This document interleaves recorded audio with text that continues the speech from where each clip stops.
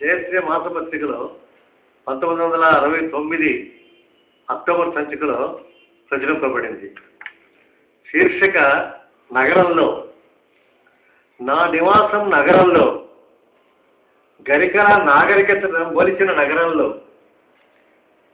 జీతంలో 4వ వంతు మింగేసే అద్దె ఇంట్లో, ఆదాయాన్ని మించిన వ్యయంలో, భవిష్యత్తును కూర్చిన భయంలో నా నివాసం నగరంలో.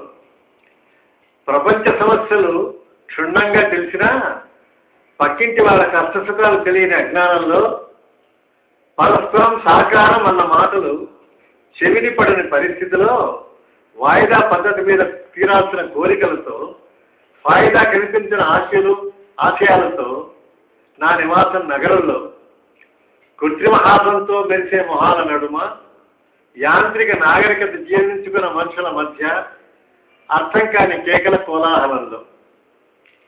అనుభవాలకేం బోలెడు, అనుభూతి మాత్రం బెత్తెడు. ఆటకు ముందు ఆడియన్స్ చేసే రొదలాంటి రొదలో ఎవరేమిటంటున్నారో, ఎవరేమి వింటున్నారో, ఎవరికి కావాలి, ఎవరికి వారే.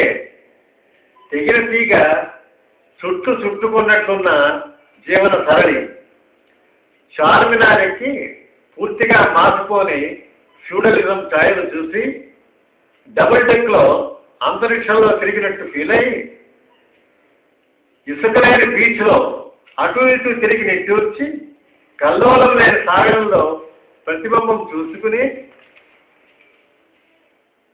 గోపిలో తాపీగా 30 పైసల కాఫీ తాగి, పబ్లిక్ గార్డెన్లో ఫ్రీగా స్వాగతంలో వాగి, తాజ్లో ఫ్లవర్ వాసలో ప్లాస్టిక్ పూలు చూసి నవ్వుకుని, అవిట్లో అంగ విన్యాసాలని వివిడ్గా చూసి, మంచులో నిషా పుచ్చుకుని బయటపడే చిరంజీవుల్ని చూసి, మెహందీలో బందీ అయిన కన్నీళ్ల సాగరాన్ని తలుచుకుని, కోటిలో నాటీగా తిరిగే గోబాయ్ ప్యాంట్స్ని కలుసుకుని, అమీర్పేటలో గరీబులున్న సంగతి గమనించి తిరిగి కళ్ళు తిరిగి పడిపోతే, అమాయకపు పల్లెటూరి వాడొకడు పడకుండా నన్ను పట్టుకుని ప్రశ్నిస్తాడు ఏమైందని చెబుతాను.